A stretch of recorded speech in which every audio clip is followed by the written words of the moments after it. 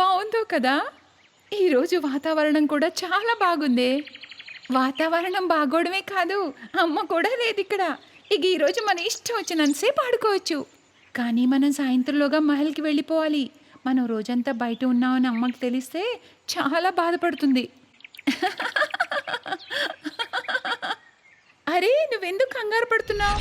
నేను ఈ magic stick తిప్పి రెప్పపాటులో మిమ్మల్ని మహల్‌కి తీసుకెళ్తాగా. వా రాగిని భలే చెప్పావే. అరే నేనేమైనా జోక్ చేశానా ఇంతలా నవ్వడానికి? జోకే మరి. నువ్వు ఎగిరే మాయలు ఇంకా నేర్చుకోలేదని మాకు తెలుసులే. అరే ఎవరు చెప్పారు? ఇప్పుడే చూపిస్తా ఉండండి నా మాయని. ఆ చూపించవే త్వరగా. మేం కూడా చూస్తాము నీకెలా వచ్చిందో అని. ఆ తర్వాత రాగిని వెంటనే తన మ్యాజిక్ స్టిక్ తిప్పి తన ఇద్దరి అక్కలు కామిని మరియు మోహినిలను ఎగిరించే ప్రయత్నం చేస్తుంది. కానీ తను అలా చేయలేకపోతుంది. అది చూసి తన మొహం మాడిపోతుంది. అరే అరే ఇక ఆపు రాగిని. ఎంతసేపటి నుండి మేము గాల్లో ఎగురుతున్నామో అలసిపోయామబ్బా. నిజంగా పైకి ఎగిరి ఎగిరి మజా వచ్చిందే. సరేలేండి, ఎంత నవ్వుకుంటారో నవ్వుకోండి. చూస్తూ ఉండండి. నేను అమ్మ నుండి ఆ మాయ బాగా నేర్చుకున్నాక మీ ఇద్దరిని గాల్లో ఎగరేసి ఆకాశంలోనే వదిలేస్తా. ఈ కథ ఈ ముగ్గురు అక్క చెల్లెళ్ళదే. రాగిని, కామిని మరియు మోహిని అక్క చెల్లెలు. ఇక ఈ ముగ్గురు దేవదూతలు రాజకుమారిలు. ముగ్గురు బాగా అల్లరి చేస్తూ ఉంటారు. ఎప్పుడైనా వీరి అమ్మ అనగా దేవరాణి పని మీద బయటికి వెళ్తే ఈ ముగ్గురు రాజకుమారులు మహల్ నుండి బయటికి వచ్చి బాగా ఆడుకుంటారు. వచ్చేసావా అమ్మా? ఎంత ఆలస్యంగా వచ్చేవేంటమ్మా? మీ ముగ్గురు నీకోసం రోజంతా ఎదురు చూస్తూ ఉన్నావమ్మా. నువ్వెప్పుడొస్తావా అని, మనం కలిసి భోంచేద్దామని. అవునా, అలాగా. ఆ తర్వాత దేవరాణి తన కళ్ళు మూసుకుని తన మాయతో గడిచిన రోజును చక్కగా చూస్తుంది. మీ ముగ్గురు రోజంతా ఉయ్యాల్లో ఆడుకుంటూ నా కోసం ఎంత ఎదురు చూశారో చూశానులేండి. సరిగ్గా చెప్పానా? అమ్మా మీరది ఎలా చేశారు? అరే పిచ్చిదానా, అమ్మకు అన్ని మాయలు వచ్చే. అమ్మా మాకు కూడా ఆ మాయలేవో నేర్పించమ్మా. మాకు గాల్లో ఎగరడం అస్సలు రావట్లేదమ్మా. అది ఎందుకంటే మీ ముగ్గురు చాలా అల్లరి చేస్తున్నారు కాబట్టి. మాయ నేర్చుకునేందుకు చాలా ఏకాగ్రత కావాలి. పదండి, భోంచేసి పడుకోవాలి. రేపు ఉదయాన్నే నేను మీకు సులభంగా ఎగురుతూ ఎక్కడికైనా వెళ్లే మాయ నేర్పిస్తాను. సరే అమ్మా. వాళ్ళ ముగ్గురు నిద్రపోతుండగా వాళ్ళ కిటికీ దగ్గరకు ఒక మనిషి వస్తాడు. మహారాజా, ముగ్గురు నిద్రపోతున్నారు.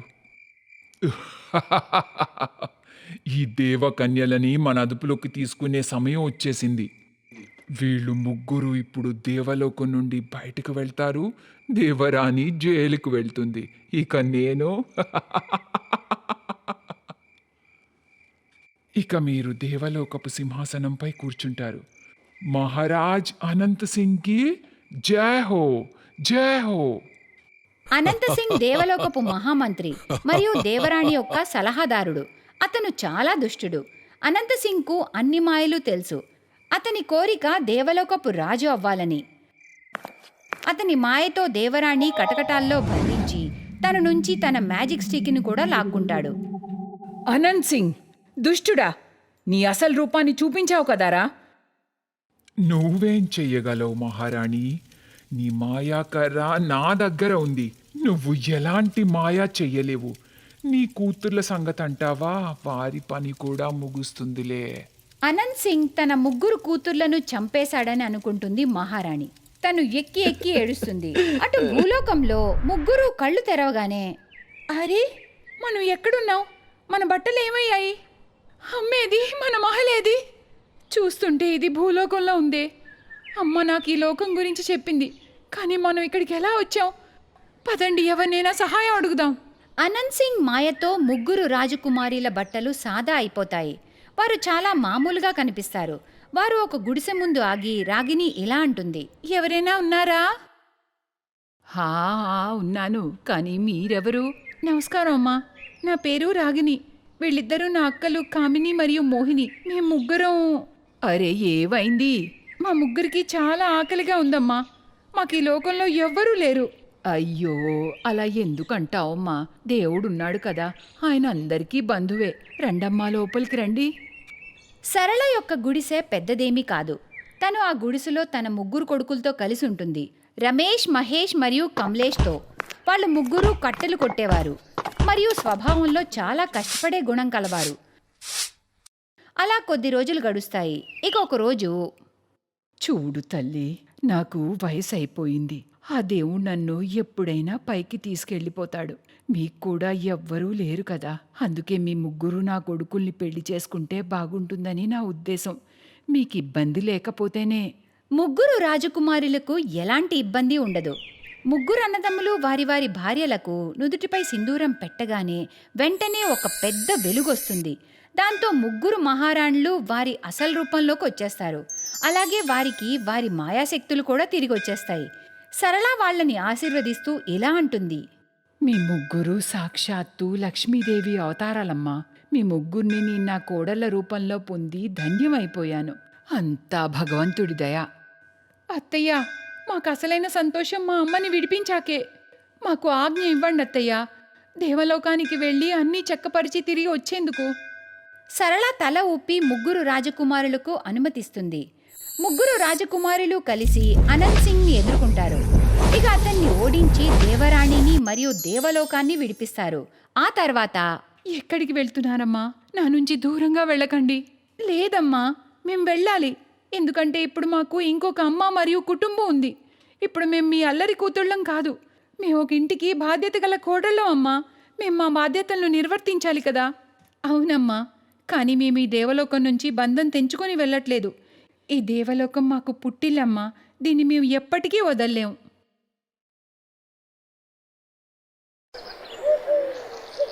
ముంబై సిటీలో ఉండే కపిల్ ఒక పెద్ద కంపెనీలో జాబ్ చేస్తుంటాడు. కపిల్ చిన్నతనం అంతా గ్రామంలోనే గడిచింది. అందుకే అతనికి గ్రామంతో చాలా అనుబంధం ఉండేది.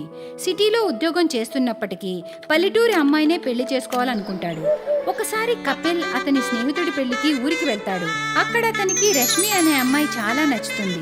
రష్మి చదువులేని అమ్మాయి, కానీ చూడ్డానికి చాలా అందంగా ఉంటుంది. రష్మి చేసే మసాజ్ ఆ ఊర్లో చాలా ఫేమస్. రష్మి, కొంచెం నాకు హెడ్ మసాజ్ చెయ్యవే, చాలా నొప్పిగా ఉంది. నువ్వేం బాధపడకు పెద్దమ్మా, నేను ఇప్పుడే నీకు మసాజ్ చేసి నీ నొప్పిని పోగొడతానుగా. ఆహా రష్మి, నీ చేతుల్లో ఏదో మాయ ఉందే. నువ్వు ఎంత బాగా మసాజ్ చేస్తావో ఏం చెప్పనే.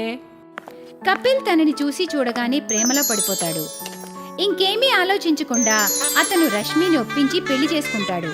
పెళ్ళయ్యాక రష్మి కపిల్తో పాటు ముంబైకి వచ్చేస్తుంది. ఇద్దరూ తమ జీవితాన్ని సంతోషంగా ప్రారంభిస్తారు. పెళ్ళైన ఏడాది తర్వాత రష్మి ఒక మగపిల్లాన్ని జన్మనిస్తుంది. ఆ బాబుకి వంశీ అని పేరు పెడతారు. అలా సమయం గడుస్తుంది. వంశీకి 4 ఏళ్లు వస్తాయి. ఒకరోజు వంశీ తన తండ్రి కోసం ఆఫీస్ నుంచి వచ్చే టైంకి వెయిట్ చేస్తుంటాడు. నాన్నొచ్చేసారు. మీరు నా కోసం ఏం తెచ్చారు నాన్న? నేను నా బంగారు తండ్రి కోసం చాలా చాక్లెట్స్ మరియు కొత్త బట్టలు కూడా తెచ్చాను. ఐ లవ్ యూ నాన్న.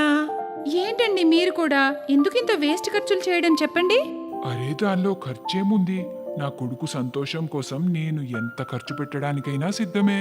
అలా వాళ్ళు ముగ్గురు వాళ్ళ చిన్న ప్రపంచంలో చాలా సంతోషంగా ఉంటారు. అప్పుడే వాళ్ళ ఆనందానికి దిష్టి తగిలినట్టుగా కపిల్కి క్యాన్సర్ అనే భయంకరమైన వ్యాధి వచ్చి అతను మంచాన పడతాడు. అతనికి జాబ్ కూడా పోతుంది. ఇక దాచిన డబ్బులు అన్నీ అతని చికిత్సకే ఖర్చయిపోతాయి. కొద్ది రోజులకి కపిల్ ఆ వ్యాధితో చనిపోతాడు. రష్మి మరియు వంశీ చాలా ఏడుస్తారు. రష్మికి ఆ తర్వాత చాలా ప్రాబ్లమ్స్ ఫేస్ చేయాల్సి వస్తుంది. ఇప్పుడు తనకి చాలా ఫైనాన్షియల్ ప్రాబ్లమ్స్ వస్తాయి. ఒకరోజు వంశీ తన తల్లితో ఇలా అంటాడు. అమ్మా, నాకు చాలా ఆకలిగా ఉంది, ఏవైనా ఉంటే పెట్టు. అయ్యో బాబు, కానీ ఇంట్లో సరుకులన్నీ అయిపోయాయి నాయనా. రష్మి తన దగ్గర 5 రూపాయలు ఉండడం చూసి ఆ డబ్బుతో తను బిస్కెట్లు కొని తీసుకొచ్చి తన కొడుక్కి ఇస్తుంది. ఇల్లు ఎలా గడుస్తాదో తెలియట్లేదు. జమ చేసిన డబ్బులన్నీ కపిల్ చికిత్సకే అయిపోయాయి. చదువులేని రష్మి జాబ్ కోసం అన్ని చోట్ల ప్రయత్నిస్తుంది. కానీ తనకి మసాజ్ తప్ప ఏమీ రాదు. అందుకే తను ఒక మసాజ్ పార్లర్లో జాబ్ కోసం వెళ్తుంది. కానీ ఆ మసాజ్ పార్లర్ ఓనర్ రమ చాలా దుర్మార్గురాలు. చూడ్డానికి మంచి సరుకులాగానే ఉన్నావు, పైగా చాలా యవ్వనంగా కూడా ఉన్నావు. నేను నిన్ను పనిలో పెట్టుకుంటా. కానీ మేడం, నా రూపంతో ఈ పనికి ఏం సంబంధం? నేనిక్కడ నా అందం చూపించుకోవడానికి రాలేదు మేడం. ఎక్కువగా మాట్లాడుకో. నీకు తెలీదా ఇలాంటి పనికి కేవలం రూపమే కావాలని? అప్పుడే కస్టమర్స్ వస్తారు. సరే కానీ విను, రేపటి నుండి పనికి వచ్చేసేయ్. కానీ మంచిగా రెడీ అయి రావాలి. నువ్వు ఎంత బాగా కనిపిస్తావో అంతమంది కస్టమర్స్ మసాజ్ చేయించుకోవడానికి వస్తారు. రమ తన మాటల్లో మంచి మసాజుల కంటే అందమైన రూపమే చాలా ముఖ్యమని క్లియర్గా చెప్తుంది. కానీ పాపం రష్మి ఏం చేస్తుంది? తనకి ఈ జాబ్ చాలా అవసరం. రమ తన పార్లర్ డ్రెస్ కోడ్ ఒక చిన్న మిడి ఇస్తూ ఇలా అంటుంది. ఇది మా పార్లర్ డ్రెస్ కోడ్. రేపటి నుండి ఇది వేసుకుని వచ్చేయ్. మరుసటి రోజు ఉదయం రష్మి ఆ షార్ట్ డ్రెస్ వేసుకుని రెడీ అయ్యి పనికి వెళ్తుంటే ఆ వీధి మహిళలు తన గురించి ఇలా మాట్లాడుకుంటూ ఉంటారు. అయ్యో రామా, చీ, ఎలాంటి రోజులు వచ్చేసాయో. మొగుడు చనిపోయి కొద్ది నెలలు కూడా అవ్వలేదు. చూసావా అసలు ఎలాంటి బట్టలు వేసుకుందో, ఇంకా ఎంత రెడీ అయి వెళ్తుందో. కాసేపటికి రష్మి పార్లర్కి చేరుకుంటుంది. రమ తనని చూసి ఇలా అంటుంది. అరే వా, సూపర్ హాట్ గా ఉన్నావు. వెళ్ళు, త్వరగా లోపలికి వెళ్ళి కస్టమర్ని అటెండ్ చేయి. అప్పటికే ఆల్రెడీ ఒక కస్టమర్ కూర్చుని ఉంటాడు. వావ్, ఎవరో కొత్త మసాజర్ వచ్చిందా ఏంటి? చూడ్డానికి సూపర్ హాట్ గా ఉందే. అవును, మీకు కావాలంటే తనతో మొదటి మసాజ్ ఆనందాన్ని మీరే పొందొచ్చు. తప్పకుండా. నేను ఇలాంటి అమ్మాయి చేతులతో మసాజ్ చేయించుకోవడానికే వెయిట్ చేస్తున్నాను. రష్మి, ఈ కస్టమర్ని లోపలికి తీసుకెళ్లి మంచిగా మసాజ్ చేయి. నాకు ఎటువంటి కంప్లైంట్ రాకూడదు. Okay madam. లోపలికి వెళ్ళాక సుధీర్ రష్మితో ఇలా అంటాడు. ఇవాళ నాకు మంచిగా ఫుల్ బాడీ మసాజ్ కావాలి. నా అలసటంతా తీరిపోవాలి. తప్పకుండా సార్, మీరు షర్ట్ తీసి పడుకోండి. సుధీర్ షర్ట్ తీసేసి పడుకుంటాడు. ఇక రష్మి చేతిలోకి ఆయిల్ తీసుకుని మసాజ్ మొదలు పెడుతుంది. సుధీర్కి తన మసాజ్ చాలా నచ్చి రష్మికి 500 రూపాయలు టిప్గా ఇస్తాడు. ఆ తర్వాత రమాతో ఇలా అంటాడు. వా మేడం, ఏం పిల్లని పట్టుకొచ్చావు? తన చేతుల్లో ఏదో మాయ ఉంది. తన మసాజ్ నాకు స్వర్గాన్ని చూపించింది. ఏ మాటకా మాట మేడం. మీ చేతికి డైమండ్ దొరికింది మేడం. ఆ మాటలు విని రమ ఆనందిస్తుంది. ఇక రష్మికి 2000 రూపాయలు ఇస్తుంది. రష్మి ఆ డబ్బులతో సరుకులు కొనుక్కుని ఇంటికి తీసుకెళ్లి తన కొడుక్కి కడుపు నిండా భోజనం పెట్టి తను కూడా తింటుంది. మరుసటి రోజు రష్మి మళ్లీ పార్లర్కి పనికి వెళ్లగానే పార్లర్ ఓనర్ రమ ఇలా అంటుంది. రష్మి, ఈరోజు పార్లర్కి సిటీ ఎమ్మెల్యే సార్ వస్తున్నారు. ఒకవేళ ఇవాళ నువ్వు ఆయనకి మంచిగా సర్వీస్ చేస్తే ఇవాళ నీకు నాకు మంచి లాభం వస్తుంది.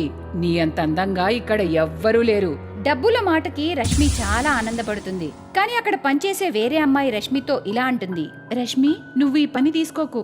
ఇప్పుడు వచ్చేవాడు మనిషి రూపంలో ఉన్న ఒక మృగన్. రష్మి, ఏం చేయనక్క, నాకు ఈ పని తప్ప ఇంకేమీ రాదు. ఇక నేను నా కొడుకు కడుపు నింపుకోవాలంటే నేను ఈ పని చెయ్యాల్సిందే. అలా అని రష్మి లోపలికి వెళ్ళిపోతుంది. రష్మి వెళ్ళగానే అక్కడ ఒక నల్లగా లావుగా ఉన్న ఒక వ్యక్తి పడుకుని ఉంటాడు. అతను కళ్ళు తెరిచి చూడగానే ఎదురుగా రష్మి లాంటి అందమైన అమ్మాయిని చూసి అతని మొహం వెలిగిపోతుంది. అతను ఆ వర్గానికి ఎమ్మెల్యే.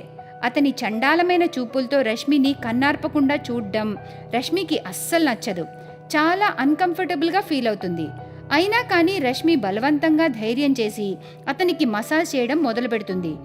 వా రాణి, నీ చేతుల్లో ఏదో మాయ ఉంది. నీ స్పర్శతోనే ఆహా స్వర్గంలో ఉన్నట్టు అనిపిస్తుంది. ఆహాహా, ఎంత బాగుందో. రష్మి మొహమాటంగా నవ్వుతూ ఇలా అంటుంది. మీకు చాలా థ్యాంక్స్ సార్. అరే, థ్యాంక్స్ మాత్రమేనా? ఇంకేమీ లేదా? ఈ రోజు నువ్వు నన్ను సంతోష పెట్టాల్సిందే. ఆహాహా, నీలాంటి అందమైన అమ్మాయి యవ్వనాన్ని రుచి చూడాలనుకుంటున్నాను.